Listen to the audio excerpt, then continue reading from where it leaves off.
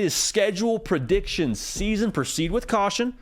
Very, very difficult to speak in absolutes. And I did a prediction on a certain team's schedule the other day, and I got a text from one of our guys that had a disagreement with one of the picks that we made on that team.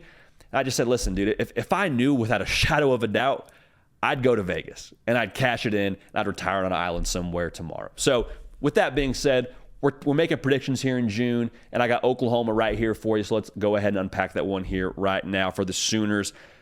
There's a lot to like about this team. Say what you want about 6 and 7 and what they didn't do last year. There's a lot to like about this team. A lot of close losses last year. Now, close only counts in horseshoes and hand grenades, but even so, man, that just shows me that there was the opportunity for this team to have a much better record than they had last year based on the games they were in. Like, they weren't just showing up and losing every game by 3 touchdowns. That wasn't the formula for Oklahoma. So they're not far off. I really like that Dillon Gabriel is back for another year in Norman, as I'm sure most of the Sooner faithful that are tuned in right now do as well. He is going into another year in Jeff Lebby's scheme, and just common sense would tell us the longer you're doing something, the more time you have in anything, whether it's a class or a job, whatever it is, you get better at it. And so Dillon Gabriel getting another year in this offensive system, I think is going to pay dividends, because at that point, the offensive coordinator and the quarterback, having them synced up, man, that is paramount. I cannot overstate the importance of that for your football team. So that's good news for the Oklahoma Sooner fans. But that wasn't really the problem last year, was it? That wasn't really the issue last year in Norman. It wasn't really Dillon Gabriel.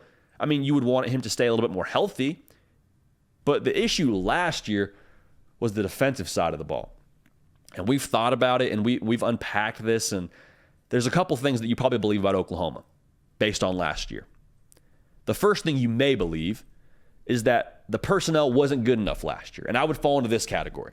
I would say last year, the flexibility, the versatility you need to run Brent Venables' defense, it wasn't there last year in Norman. That's okay. It's year one. Trying to figure it out.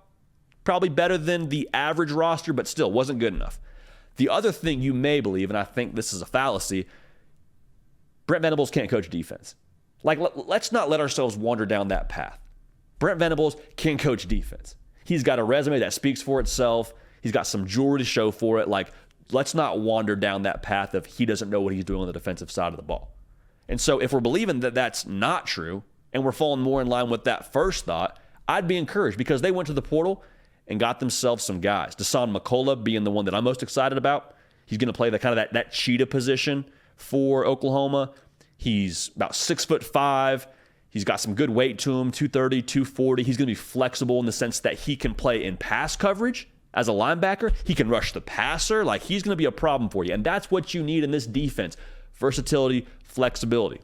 Also, team speed. I mean, Jaren Kanak going into another year, going to play linebacker for them this coming season. I expect him to start. He's like a low 1,000 guy. Like 10.3 is what he ran out of high school. That's stupid. If you're playing inside linebacker at Oklahoma, you shouldn't be that fast.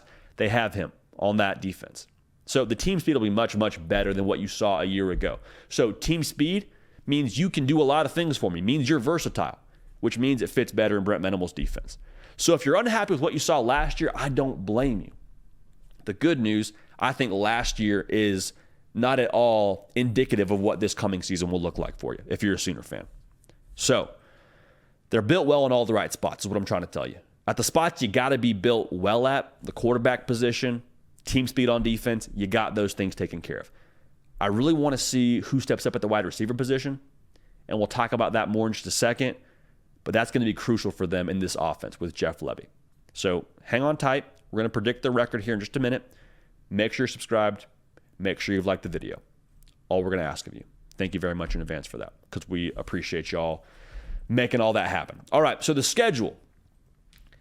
It's not rough, man. Like we were going through it here. It's not necessarily the Hunger Games of a schedule that you're going to get when you get to the SEC. I don't see Kansas State. I don't see Texas Tech. I don't see Baylor.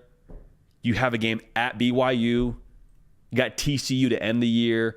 You play Texas, which you always play Texas, and you want Texas to be real. Y'all want some revenge on Texas.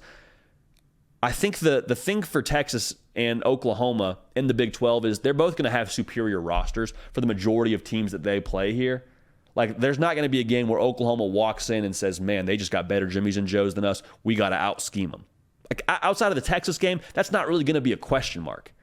And so It then lies in the internal side of things, the execution, making the right play, not hurting yourself. Like, they're all cliche things. They're all coach speak, but it's coach speak and it's cliche for a reason, probably because it's got some merit to it, probably because it's true.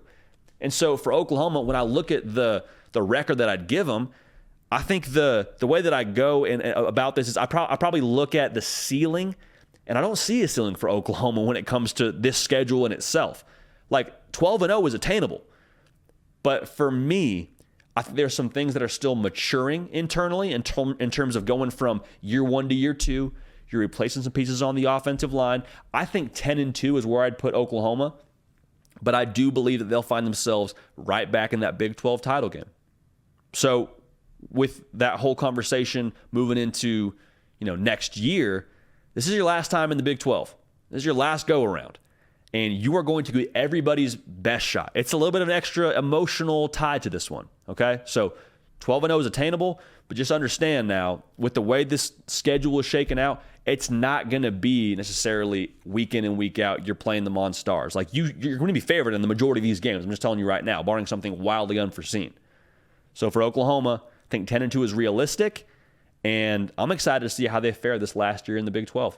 Should be a whole lot of fun to watch, but the big part of that now, the wide receiver play. If they elevate there, if they get better at the wide receiver position, they have some explosivity at the defense or at the wide receiver position, they're going to be in real good shape because the defense is going to gel, and I think the quarterback's going to be one of the best in the Big 12.